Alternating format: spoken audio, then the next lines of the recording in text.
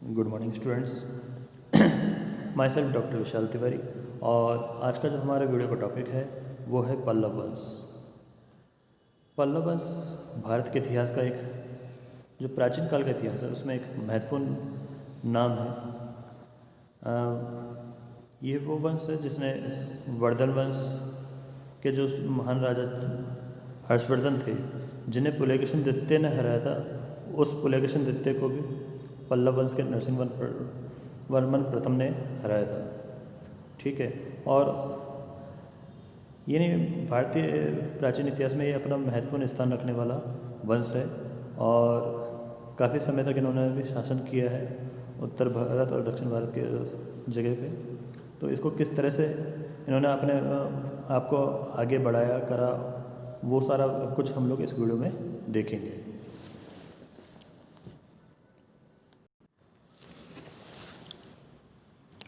बात करते हैं हम लोग पल्लव की उत्पत्ति एवं मूल स्थान क्या था। पल्लव की उत्पत्ति में विद्वानों में मतैक्य का अभाव है। BL राइस पल्लवों की उत्पत्ति पहव अथवा पार्थियनों से मानते हैं। इनके मतानुसार पल्लव विदेशी मूल से संबंध है। आरंभ में पहव जो पश्चिमी भारत में निवास करते थे, सातवाहनों के पतन के पश्चात कृष्णा एवं गोदावरी नदी के मध्यवर्ती भाग में आए। यहीं से कालांतर में इन्होंने कांची पर अधिकार किया। इनके मतानुसार बैकुंठ पेरुमाल मंदिर में पल्लव शासक नंदीवर्मन द्वितीय को गजशिष आकृति का मुकुट शिष धारण किए हुए बताया गया है, जो इंडो यूनानी शासक डेमेट्रियस के समान है।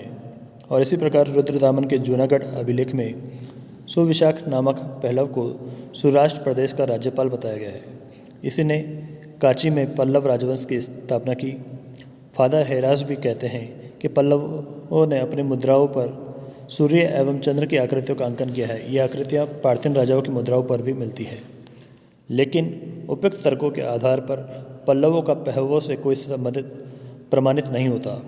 यह स्पष्ट है कि पल्लवों के अभिलेख में कहीं भी पहवों से संबंध का कोई संकेत नहीं मिलता।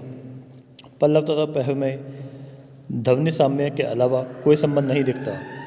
पल्लवों ने अनेक अश्वमेध यज्ञ किए हैं और पहवों या पार्थियनों ने कभी भी इन यज्ञों में अपनी रुचि प्रदर्शित नहीं की। विंसेंट स्मिथ एवं अयंगर ने कहा है कि पल्लव प्राचीन तमिल जनजाति से संबंधित थे तथा श्रीलंका के दक्षिण में निवास करते थे।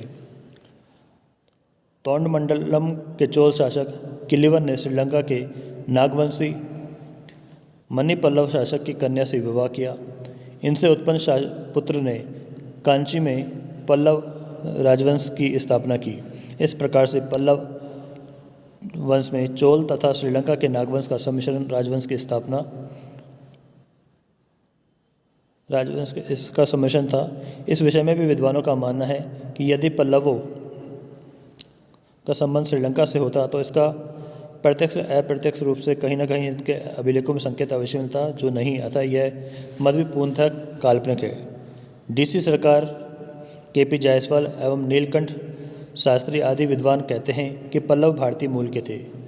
पल्लवों में इन्हें भारद्वाज गोत्रीय तथा अश्वत्थामा के वंशज कहा गया है। तालगुण अभिलेख, जो कि 5वीं शताब्दी में मिला है, में पल्लवों को क्षत्रिय बताया गया। संभवतः पल्लवों में उत्तर भारत के भारद्वाज गोत्रीय ब्राह्मणों एवं दक्षिण के राजवंशों, विशेषकर कांची के आसपास के राजवंश के रक्त का सम्मिश्रण था। संभवतः प्रारंभिक काल में पल्लव शासक सातवाहनों के प्रांतीय शासक थे, जिन्होंने अवसर पाकर कालांतर में अपने आप को स्वतंत्र घोषित किया था। प्रारंभिक काल के में तोंडमंडलम पल्लवों की राजनीतिक गतिविधियों का केंद्र था। कांची पर नागवंश का शासन था। पल्लवों ने इन नागवंशी शासकों से कांची छीना था। कालांतर में पल्लवों का साम्राज्य उत्तर में पेनार नदी के दक्षिण में कावेरी नदी घाटी तक विस्तृत हुआ और कांची उनकी राजधानी बना। पल्लव वंश का राजनीतिक इतिहास। प्रारंभिक पल्लव शासक। प्रारंभिक काल में पल्लवों ने अपने अभिलेख प्राकृत भाषा में उत्कीर्ण करवाए थे, जो लगभग 250 ईस्वी से 350 ईस्वी के मध्य के काल के हैं तथा इसके पश्चात अर्थात 350 ईस्वी से 650 ईस्वी के मध्य के अभिलेख संस्कृत भाषा में हैं। प्राकृत भाषा के अभिलेखों से ज्ञात होता है कि इस वंश का प्रथम शासक सिंहवर्मन था, जिसने 3वीं शताब्दी ईस्वी के अंतिम चरण में शासन किया। इसके पश्चात 4वीं शताब्दी ईस्वी के प्रारंभ में शिव स्कंदवर्मन ने शासन किया। यह पल्लव वंश का पराक्रमी शासक था। इसने अनेक विजयों की और अपने साम्राज्य का कृष्णा नदी से पेनार नदी के दक्षिणी भाग तक विस्तार किया।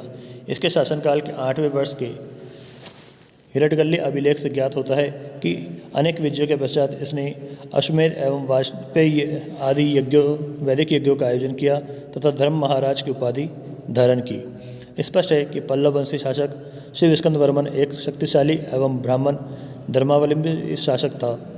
शिव स्कंदवर्मन के पश्चात स्कंदवर्मन पल्लव वंश का शासक बना तथा उसके पश्चात विष्णुगुप्त कांची का शासक हुआ। इसका उल्लेख गुप्त सम्राट समुद्रगुप्त के प्राग प्रशस्ति अभिलेख में हुआ है। इसे समुद्रगुप्त ने पराजित किया था। विष्णुगुप्त संभवतः 375 ईस्वी के आसपास कांची का शासक था। विष्णुगुप्त के पश्चात लगभग 200 वर्षों तक के कालखंड का पल्लव इतिहास काफ़ी कुछ उलझा हुआ है। यहाँ तक कि एक शासक के पश्चात दूसरा शासक जो शासक बना, उन दोनों के मध्य क्या संबंध थे यह स्पष्ट नहीं है। इसके पश्चात 6वीं शताब्दी के मध्य में सिंह विष्णु के समय में से पल्लवों की शक्ति का विकास बड़ी शीघ्रता से हुआ है। इस काल में पल्लव एक साम्राज्यिक शक्ति बन गए और चालुक्य के समान दक्षिण में अपना प्रभुत्व स्थापित करने के प्रयासों में जुट गए। सिंह विष्णु 575 ईस्वी से 600 ईस्वी। पल्लव वंश के महान शासकों में सर्वप्रथम सिंह विष्णु के नाम का उल्लेख मिलता है। यद्यपि इसका कोई अभिलेख नहीं मिला है, लेकिन इसके पश्चात शासन करने वाले पल्लव शासकों ने इसका उल्लेख किया है। कशाकुड़ी दानपत्र अभिलेख से ज्ञात होता है कि सिंह विष्णु ने मलय, कलब्र, मालव, चोल, पांड्य तथा सिंहल और केरल के शासकों को पराजित किया। वेलुर पाल्यम ताम्रपत्र अभिलेख से ज्ञात होता है कि सिंह विष्णु ने चोल शासक को पराजित कर चोलमंडलम पर अधिकार कर लिया। इन विजयों के उपलक्ष्य में सिंह विष्णु ने अवनी सिंह की उपाधि धारण की तथा इसका साम्राज्य कावेरी तक विस्तृत हो गया था। यह शासक वैष्णव धर्मावलंबी था। इसके समय में मामल्लपुरम में एक वराह मंदिर का निर्माण किया हुआ है। इस मंदिर में सिंह विष्णु की मूर्ति भी है। यह एक विद्याप्रेमी शासक था। इसकी राज्यसभा में संस्कृत के प्रसिद्ध विद्वान भारवी को संरक्षण प्राप्त था। भारवी ने संस्कृत के प्रसिद्ध ग्रंथ किरातोजुर्ण्यम की रचना की थी। अब है महेंद्र वर्मन प्रथम। इनका समयकाल था 600 ईस्वी से 630 ईस्वी। सिंह विष्णु के पश्चात उसका पुत्र महेंद्र वर्मन पल्लव वंश का शासक बना। यह इस वंश का महान शासक था। महेंद्र वर्मन प्रथम ने मतविलास, विचित्र रचित एवं गुणभर आदि उपाधियां धारण की थी। महेंद्र वर्मन के समय पल्लव एवं चालुक्य के मध्य संघर्ष प्रारंभ हुआ। चालुक्य शासक अपने साम्राज्य का दक्षिण में विस्तार करना चाहते थे। इस कारण से चालुक्य एवं पल्लव में संघर्ष प्रारंभ हो गया। स्वयं पल्लव भी उत्तर की ओर अपने साम्राज्य का विस्तार करना चाहते थे। इस प्रकार साम्राज्यवादी नीति के कारण पल्लव एवं चालुक्य एक दूसरे के शत्रु बन गए और यह शत्रुता दीर्घकाल तक संघर्षों का कारण बनी रही। ऐहोल अभिलेख से ज्ञात होता है कि चालुक्य शासक पुलकेशन द्वितीय कदम्बों एवं वेंगी के चालुक्य को पराजित करता हुआ पल्लव राज्य में प्रविष्ट हुआ और कांची के निकट पुल्लोर तक पहुंच गया। यह पुल्लोर नामक स्थान पर महेंद्र वर्मन एवं पुलकेशन द्वितीय में कड़ा संघर्ष हुआ। इस युद्ध में महेंद्र वर्मन ने अपनी राजधानी कांची की तो रक्षा की, लेकिन उसके साम्राज्य के उत्तरी प्रांतों पर पुलकेशन द्वितीय का अधिकार हो गया। पुलकेशन द्वितीय ने इन नवीन प्रदेशों पर शासन करने के लिए अपने भाई विष्णुवर्धन को नियुक्त किया, जिसने वेंगी के चालुक्यों की नवीन शाखा को जन्म दिया, जो आगामी लगभग 500 वर्षों तक शासन में रही। महेंद्र वर्मन प्रथम का प्रारंभिक काल में जैन मतावलंबी था, लेकिन शैव विद्वान अय्यर के प्रभाव से उसने कालांतर में शैव मत को ग्रहण कर लिया था। इसने अनेक गुहा मंदिरों को निर्माण करवाया था। मडंगपट लेख में कहा गया है कि उसने ब्रह्मा, विष्णु एवं शिव के अनेक मंदिरों का निर्माण करवाया। इसके काल में निर्मित मंदिर तिरुचनापल्ली, महेंद्रवाड़ी, दलनवुड तथा वल्लभ में स्थित है। इनके शासन काल में महेंद्रवाड़ी एवं चित्रमेघ नामक 2 तड़ागों का निर्माण हुआ। महेंद्र वर्मन प्रथम उच्च कोटि का विद्वान शासक था। इसने तत्कालीन समाज में कपालिकों एवं बौद्ध भिक्षुओं की गतिविधियों पर आधारित एक व्यंग्यात्मक शैली का ग्रंथ रचा। यह मत विलास प्रसन्न नामक ग्रंथ है। यह पल्लव शासक संगीतज्ञ भी था। इसने प्रसिद्ध संगीत रुद्राचार्य से संगीत की शिक्षा ग्रहण की तथा इस प्रकार महेंद्र वर्मन प्रथम एक विजेता, निर्माता, साहित्यकार एवं संगीतज्ञ था। अब हम बात करते हैं नरसिंह वर्मन प्रथम। इसका समयकाल 630 ईस्वी से 668 ईस्वी था। महेंद्र वर्मन प्रथम की मृत्यु के पश्चात उसका पुत्र नरसिंह वर्मन प्रथम पल्लव वंश का राजा हुआ। यह इस वंश का सबसे शक्तिशाली एवं प्रभावशाली शासक सिद्ध हुआ। इसके शासनकाल में पल्लवों का गौरव बढ़ा। इसने अपने साम्राज्य के विस्तार के लिए अनेक युद्ध किए तथा कुछ युद्ध साम्राज्य की रक्षा हेतु भी करने पड़े, जिनका विवरण निम्नानुसार है। पल्लव चालुक्य संघर्ष। इनके मध्य संघर्ष का मुख्य कारण था ये दोनों राजवंश एक दूसरे के पड़ोसी थे तथा अपने अपने साम्राज्यों का विस्तार करना चाहते थे। अतः साम्राज्य विस्तार के उद्देश्य की पूर्ति के लिए चालुक्य नरेश पुलकेशिन द्वितीय ने पल्लव राज्य पर आक्रमण किया, लेकिन इस बार चालुक्य नरेश को मुंह की खानी पड़ी और क्रमिक रूप से परियाल, शूरमार एवं मणिर्मंगलम के युद्धों में पुलकेशिन द्वितीय पूर्ण रूप से पराजित हुआ। इतना ही नहीं, कुरम अभिलेख से ज्ञात होता है कि पुलकेशिन की पीठ पर नरसिंह वर्मन प्रथम द्वारा विजयाक्षर अंकित किया गया। इस युद्ध में पुलकेशिन द्वितीय को पीठ दिखाकर भागना पड़ा था। कुछ समय पश्चात अपनी सफलताओं से उत्साहित होकर नरसिंह वर्मन प्रथम ने पुलकेशिन द्वितीय के राज्य पर आक्रमण किया और 642 ईस्वी में चालुक्य की राजधानी बादामी पर अधिकार कर लिया। इस युद्ध में पुलकेशिन द्वितीय वीरगति को प्राप्त हुआ। वेलुर पाल्यम अभिलेख में उल्लेखित है कि नरसिंह वर्मन ने बादामी में शत्रुओं को पराजित कर विजय स्तंभ स्थापित किया। मल्लिकार्जुन मंदिर के पीछे एक पाषाण पट्टिका पर नरसिंह वर्मन प्रथम की इस विजय का विवरण उत्कीर्ण है। इस युद्ध के परिणाम स्वरूप पल्लव सेना को भारी मात्रा में चालुक्य की संपत्ति प्राप्त हुई तथा चालुक्य साम्राज्य का दक्षिणी भाग भी पल्लवों ने अपने अधिकार में ले लिया। इस विजय के उपलक्ष्य में नरसिंह वर्मन प्रथम ने वातापी कोंड की उपाधि धारण की, जिसका अर्थ है वातापी का अपहरणकर्ता। अब है नरसिंह वर्मन का सिंहल अभियान। सिंहली ग्रंथ महावंश एवं कशाकुड़ी अभिलेख से नरसिंह वर्मन प्रथम द्वारा की गई लंका विजय का विवरण भी मिलता है। इसके अनुसार चालुक्य के विरुद्ध युद्धों में नरसिंह वर्मन प्रथम को सिंहल के एक राजकुमार मानवर्मा से बहुत सहयोग प्राप्त हुआ था। इस सहायता के बदले नरसिंह वर्मन ने उसे सिंहल का शासनाधिकार दिलाने हेतु अपनी एक शक्तिशाली नौसेना भेजी, जिसकी सहायता से मानवर्मा सिंहासनरूढ़ हुआ, लेकिन अल्पकाल के लिए ही। जब पल्लव सेना मानवर्मा को राज सिंहासन पर बैठाकर अपने राज्य की ओर लौटने लगी, तब मानवर्मा को पुनः सिंहासन से हटा दिया गया। महावंश से ज्ञात होता है कि नरसिंह वर्मन प्रथम ने इस बार उसकी सहायता के लिए एक विशाल सेना भेजी और स्वयं भी सेना के साथ महाबलीपुरम तक गया। इस अभियान में नरसिंह वर्मन प्रथम पूर्ण सफल रहा। मानवर्मा सिंह का शासक बन गया तथा उसका प्रतिनिधि हतदत्त मारा गया। इसके सहयोगी पोतकुत ने आत्महत्या कर ली। इस प्रकार इस अभियान ने पल्लव नरेश नरसिंह वर्मन प्रथम का सिंहल द्वीप तक प्रभाव विस्तार हुआ। अन्य विजय। नरसिंह वर्मन के द्वारा अभिलेखों में कुछ अन्य विजयों का भी उल्लेख मिलता है। संभवतः अपनी सफलताओं से प्रोत्साहित होकर उसने कुछ अन्य विजय प्राप्त की हो। जैसे कुरम अभिलेख में उल्लेखित है कि नरसिंह वर्मन प्रथम ने चोल, केरलों, कलब्रों और पांड्यों को पराजित किया। अब इसकी सांस्कृतिक उपलब्धियां एवं मूल्यांकन। नरसिंह वर्मन प्रथम पल्लव वंश का एक महान शासक था। इसने अपनी शक्ति के द्वारा साम्राज्य का विस्तार किया। चालुक्य शासक द्वारा किए गए आक्रमणों में न केवल अपने राज्य को सुरक्षित रखा, बल्कि उसके दक्षिणी भाग पर अधिकार करके अपने साम्राज्य का विस्तार भी किया। इसके साथ ही उसने अपने पिता की पराजय का प्रतिशोध चालुक्य शासक पुलकेशिन का युद्धभूमि में वध करके लिया।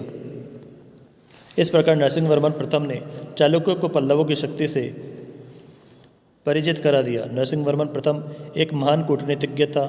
इसने चालुक्यों के विरुद्ध सिंहल द्वीप के राजकुमार मानवर्मा का सहयोग प्राप्त किया था। नरसिंह वर्मन प्रथम ने भी मानवर्मा को पूर्ण सहयोग प्रदान किया तथा अपने मित्र को सिंहल का सिंहासन ग्रहण करने में नौसेना की सहायता प्रदान की। नरसिंह वर्मन एक निर्माता भी था। इसने महाबलीपुरम में अनेक मंदिरों का निर्माण करवाया। उसकी राजधानी कांची इनके समृद्धि एवं वैभव का विस्तृत विवरण चीनी यात्री हेनसंग ने अपने यात्रा विवरण में उल्लेखित किया है। इसके शासनकाल में महाबलीपुरम एक प्रमुख बंदरगाह था। वह हेनसंग लिखता है कि कांची 6 मील की परिधि में स्थित था। यहाँ 100 से अधिक मठ थे जिनमें 10,000 भिक्षु निवास करते थे। यहाँ के लोग विद्या के प्रेमी थे। इस प्रकार नरसिंहवर्मन के काल में पल्लव राजवंश की प्रतिष्ठा शिखर पर पहुँच गई थी। दक्षिण भारत में पल्लव का सर्वाधिक शक्तिशाली सिद्ध हुए। उन्होंने सिंहल तक अपने प्रभाव का विस्तार किया तथा अपनी राजधानी को सांस्कृतिक एवं विद्या के केंद्र के रूप में प्रतिष्ठित किया। स्वयं हेनसंग ने लिखा है कि कांची के लोग उत्साही, सत्यवादी और विद्वान थे। महेंद्रवर्मन द्वितीय 668 ईस्वी से 670 ईस्वी। नरसिंहवर्मन प्रथम की मृत्यु के पश्चात उसका पुत्र महेंद्रवर्मन द्वितीय पल्लव सिंहासन पर बैठा। उधर चालुक्य सिंहासन पर पुलकेशन द्वितीय का पुत्र विक्रमादित्य शासन कर रहा था। अब विक्रमादित्य अपने पिता की हत्या कर पल्लवों से प्रतिशोध लेना चाहता था। वह उपयुक्त अवसर की ताक में था। विक्रमादित्य को यह अवसर नरसिंहवर्मन प्रथम की मृत्यु से प्राप्त हुआ। उसने अपने पिता की मृत्यु के पश्चात महेंद्रवर्मन द्वितीय जब अपने राज्य शासन को ग्रहण करने एवं व्यवस्थित करने में व्यस्त था, उस समय उचित अवसर जानकर चालुक्य शासक विक्रमादित्य ने पल्लव राज्य पर आक्रमण कर दिया एवं महेंद्रवर्मन द्वितीय को परास्त कर दिया। महेंद्रवर्मन द्वितीय ने लगभग 2 वर्ष तक शासन किया था। परमेश्वर वर्मन प्रथम 670 ईस्वी से 700 ईस्वी। यह महेंद्रवर्मन द्वितीय का पुत्र था। इसके काल में भी पल्लव चालुक्य संघर्ष चलता रहा। गढ़वाल दानपत्र अभिलेख से ज्ञात होता है कि चालुक्य नरेश विक्रमादित्य ने पांड्य नरेश मारवर्मन प्रथम की सहायता से पल्लव राज्य पर आक्रमण किया तथा कांची तक आ गया। परमेश्वर वर्मन प्रथम ने भागकर अपनी जान बचाई। विक्रमादित्य ने पीछा किया तथा परमेश्वर वर्मन प्रथम पराजित हुआ। कांची पर विक्रमादित्य का अधिकार हो गया। पराजित पल्लव नरेश ने हिम्मत नहीं हारी। वह अपनी असफलता से निराश नहीं हुआ बल्कि धैर्यपूर्वक सोच विचार करके अपने शत्रु विक्रमादित्य का ध्यान बटाने की योजनाएं बनाने लगा। अंततः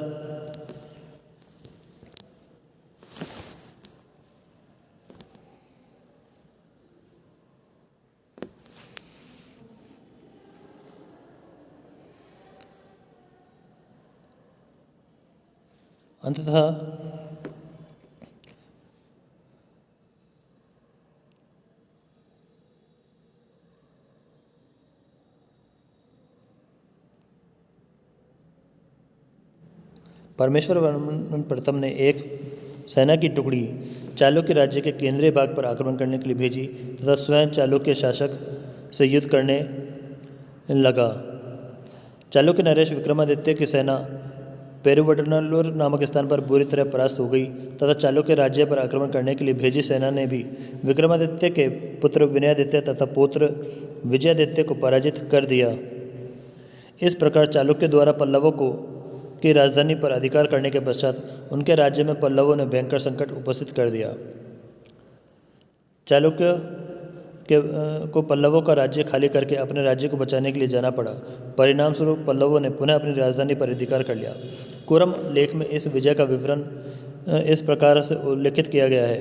परमेश्वर वर्मन प्रथम ने विक्रमादित्य को युद्ध भूमि से भागने पर विवश कर दिया। इस प्रकार परमेश्वर वर्मन ने अपना खोया हुआ राज्य पुनः प्राप्त करने में महत्वपूर्ण भूमिका अदा करी। परमेश्वर वर्मन प्रथम ने अनेक उपाधियां ग्रहण की थी जिनमें लोकादित्य, एकमल, रणतंत्र, अत्यंत्र काम, उग्रदंड, गुणभाजन आदि प्रमुख है। यह विद्या प्रेमी शासक था, इसलिए इसने विद्यावनित का विरुद्ध भी ग्रहण किया। परमेश्वर वर्मन प्रथम शैव धर्मानुयायी था। इसने मामल्लपुरम में गणेश मंदिर का निर्माण करवाया था।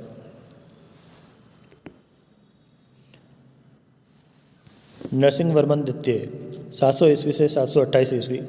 परमेश्वर वर्मन प्रथम की मृत्यु के पश्चात उसका पुत्र नरसिंहवर्मन द्वितीय पल्लव वंश का शासक बना। इसके शासनकाल में पल्लव चालुक्य संघर्ष चलता रहा, रुका रहा, इसलिए शांति के वातावरण में दोनों राज्यों का आर्थिक एवं सांस्कृतिक विकास हुआ।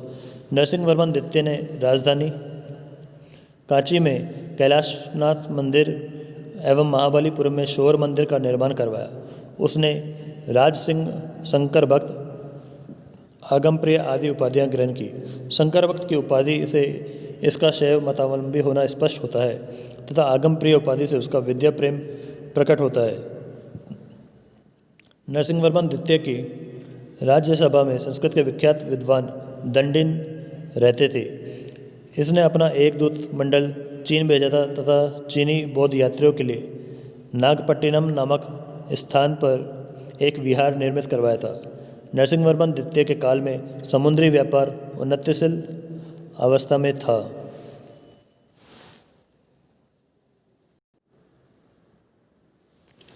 अब है परमेश्वर वर्मन द्वितीय 728 ईस्वी से 730 ईस्वी।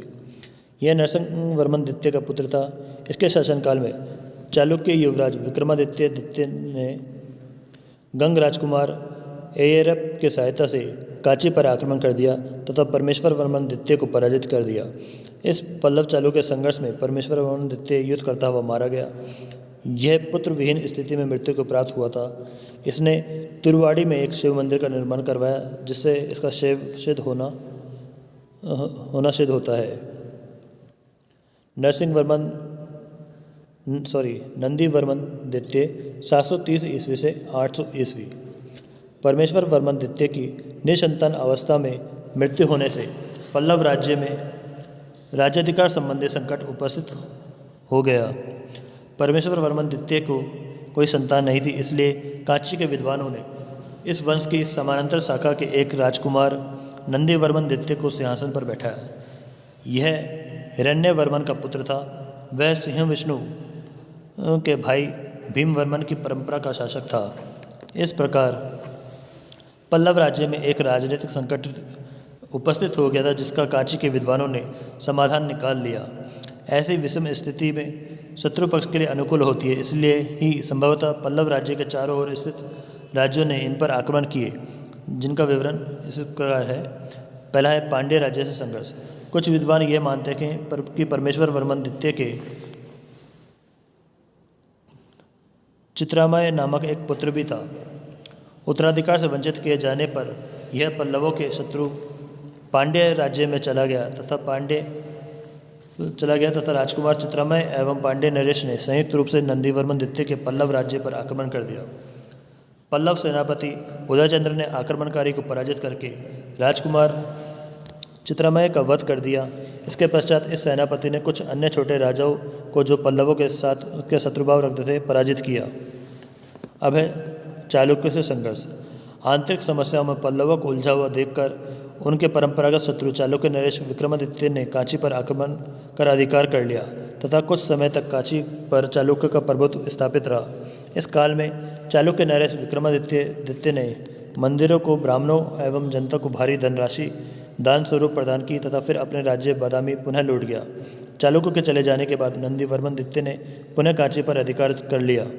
कुछ समय पश्चात चालुक्य नरेश विक्रमादित्य ने पुनः पल्लव राज्य पर आक्रमण करने के लिए अपने पुत्र कीर्तिवर्मन को भेजा। कीर्तिवर्मन ने भी पल्लवों को पराजित कर दिया तथा कांची से भारी मात्रा में धनराशि, बहुसंख्यक हाथी आदि लेकर पुनः वापस लौट गया।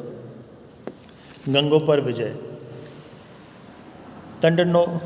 तटम दानपत्र लेख से ज्ञात होता है कि नंदीवर्मन ने गंग राज्य पर आक्रमण करके उनके दुर्ग पर अधिकार कर लिया तथा उसने गंग शासक श्री पुरुष को पराजित कर उससे उपोदय मणि वाला हार छीन लिया। इस विजय के फलस्वरूप नंदीवर्मन द्वितीय को भारी मात्रा में धनराशि प्राप्त हुई। फिर है राष्ट्रकूटों से संघर्ष। पल्लवों एवं राष्ट्रकूटों में भी इस काल में संघर्ष हुआ। राष्ट्रकूट अभिलेखों में दंती दुर्ग द्वारा कांची पर विजय प्राप्त करने का उल्लेख मिलता है, लेकिन कुछ समय बाद दोनों में संधि हो गई, जिसके अनुसार राष्ट्रकूट नरेश दंती दुर्ग ने अपनी कन्या रेवा का विवाह नंदीवर्मन से कर दिया। इस वैवाहिक संबंध की स्थापना से भी दोनों राज्यों के मध्य दीर्घकाल तक मैत्रीपूर्ण संबंध स्थापित नहीं रह सके। नंदीवर्मन द्वितीय ने तमिल प्रदेश में वैष्णव धर्म की प्रतिष्ठा स्थापित की तथा वह स्वयं भी वैष्णव धर्मावलंबी था। उसने कांची में मुक्तेश्वर एवं वैकुंठ पेरुमाल मंदिरों का निर्माण करवाया तथा पूर्व काल में निर्मित हुए अनेक मंदिरों का जीर्णोद्धार करवाया। प्रसिद्ध वैष्णव संत विरुमंगलाई आलवर नंदीवर्मन द्वितीय के समकालीन थे। अब है दंतीवर्मन 800 ईस्वी से 846 ईस्वी। नंदीवर्मन द्वितीय और राजपूत राजकुमारी रेवा का बेटा दंतीवर्मन अपने पिता की मृत्यु के बाद पल्लव राज्य का शासक बना। इसने भी पिता की तरह दीर्घकाल तक शासन संचालन किया। दंतीवर्मन के राजपूतों से संबंध मधुर नहीं रहे। संभवतः इस पल्लव शासक ने राजपूत नरेश गोविंद तृतीय के विरोधियों का साथ दिया। परिणाम स्वरूप पल्लव राजपूत संबंध बिगड़ गए। इसलिए अपनी समस्याओं से निपटते ही लगभग 804 ईस्वी में गोविंद तृतीय ने काशी पर आक्रमण कर दिया तथा पल्लव शासक दंतीवर्मन को पराजित कर दिया। दंतीवर्मन को गोविंद तृतीय के मनेलेख में महा सामंताधिपति कहा गया है। दंतीवर्मन को पांड्य नरेश प्रथम तथा उसके पुत्र श्रीमार ने भी पराजित कर दिया तथा कावेरी क्षेत्र पर पांड्यों का अधिकार हो गया। पल्लव नरेश दंतीवर्मन वैष्णव धर्मावलंबी था। इसे अभिलेखों में विष्णु अवतार कहा गया है। नंदीवर्मन तृतीय 846 ईस्वी से 869 ईस्वी। दंतीवर्मन की मृत्यु के बाद उसका पुत्र नंदीवर्मन तृतीय पल्लव वंश का शासक बना। यह पल्लव वंश का पराक्रमी शासक था। अभिलेखों से पता चलता है कि इसने गंग, चोल एवं राष्ट्रकूटों के साथ मिलकर पांड्यों की सेना को कई जगह पर करारी मात दी। कुछ विद्वान कहते हैं कि नंदीवर्मन तृतीय ने पांड्यों के साथ कई युद्ध नहीं किए बल्कि पांड्यों के सामंतों को विभिन्न युद्धों में पराजित करके अपने खोए हुए कावेरी क्षेत्र पर पुनः अधिकार किया। गंगों ने भी उसकी अधीनता स्वीकार की। राजपूत नरेश अमोघवर्ष ने अपनी कन्या शंखा का विवाह नंदीवर्मन तृतीय के साथ करके मैत्रीपूर्ण संबंधों की स्थापना की। यह शासक शैव धर्मावलंबी था। इसने तमिल साहित्य को संरक्षण प्रदान किया। इसकी राजसभा तमिल भाषा के प्रसिद्ध कवि संत पेरुंदेवार को संरक्षण प्राप्त था। कवि पेरुंदेवार ने भारत मनवा ग्रंथ की रचना की है। अब है नृपतुंगवर्मन 869 ईस्वी से 880 ईस्वी। यह भी अपने पिता के भांति शक्तिशाली शासक था।